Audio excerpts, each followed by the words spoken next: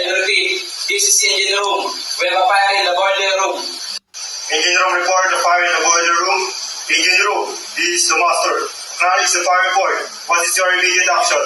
This is engine room, we cannot contain the fire. I repeat, this is engine room, we cannot contain the fire.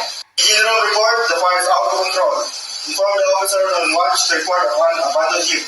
I'm ordering an abandoned ship. I repeat, I'm ordering the abandoned ship. Mayday, mayday, mayday. This is MV Golden Mermaid, MV Golden Mermaid, MV Golden Mermaid.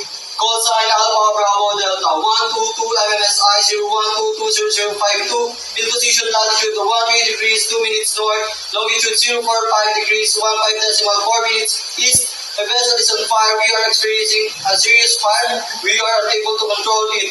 Requesting immediate assistance.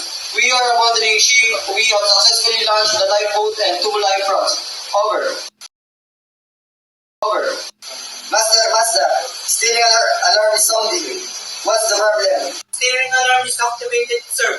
I cannot control the rudder. Rudder indicator is frozen. Steering is not responding. Contact the engine room immediately and inform the chief engineer of the steering failure.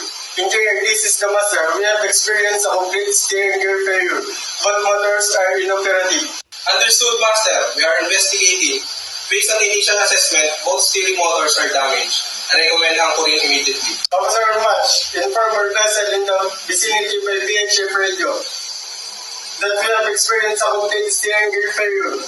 Broadcast an urgency message and request the vessels to be... Fun. All station.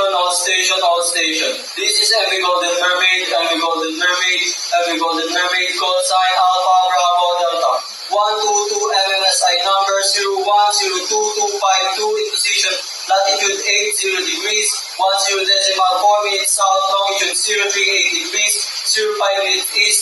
We have experienced a complete steering gear failure. We are unable to maneuver, requesting all vessels in the vicinity to give away and stand clear. Master, I spotted floating container 2 points to the bow. I repeat, Master, I spotted a floating container 2 points to the bow. I saw it. Container appears to be empty. Officer on watch, obtain the exact position of the container. Information of the vessel in the vicinity by broadcasting a safety message on channel 12. Security. All station. This is MV Golden Mermaid, MV Golden Mermaid, MV Golden Mermaid.